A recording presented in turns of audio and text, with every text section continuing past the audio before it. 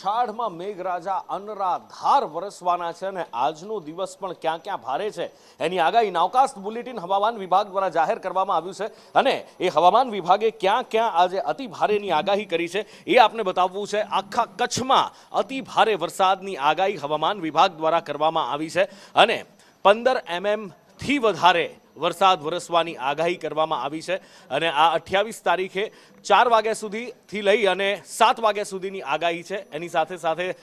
દ્વારકા જિલ્લામાં પણ red alert છે, આ બાજુ મોરબીમાં રેડ એલર્ટ છે, સુરેન્દ્રનગરમાં રેડ એલર્ટ છે, નીચે ફરી એકવાર ભાવનગરમાં ભારે મેઘ ખાંગા થાય એવી શક્યતા, એવી દહેશત હવામાન વિભાગ વ્યક્ત કરી રહ્યું છે। સૌરાષ્ટ્રના આટલા જિલ્લા, અમદાવાદ જિલ્લા માટે પણ રેડ એલર્ટ જાહેર કરવામાં આવ્યું છે, માફ કરશો। એની સાથે આણંદ જિલ્લામાં, આ બાજુ પંચમહાલ,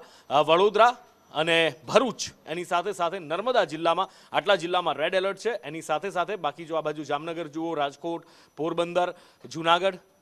અમરેલી, ગીર સોમનાથ અને બોટાદ, આ જિલ્લામાં ઓરેન્જ એલર્ટ આપવામાં આવ્યું છે। બીજું આ બાજુ જો પૂર્વ ગુજરાતની વાત કરીએ, ઉત્તર ગુજરાત અને પૂર્વ ગુજરાતમાં તો ગાંધીનગર છે, અરવલ્લીની સાથે સાથે ખેડા જિલ્લામાં, ખેડા જિલ્લાની સાથે મહીસાગર જિલ્લો, દાહોદ અને દક્ષિણ ગુજરાતમાં સુરત, તાપી, નવસારી, ડાંગ અને વલસાડમાં ઓરેન્જ એલર્ટ, આ બાજુ બનાસકાંઠા, પાટણ, મહેસાણા અને સાબરકાંઠામાં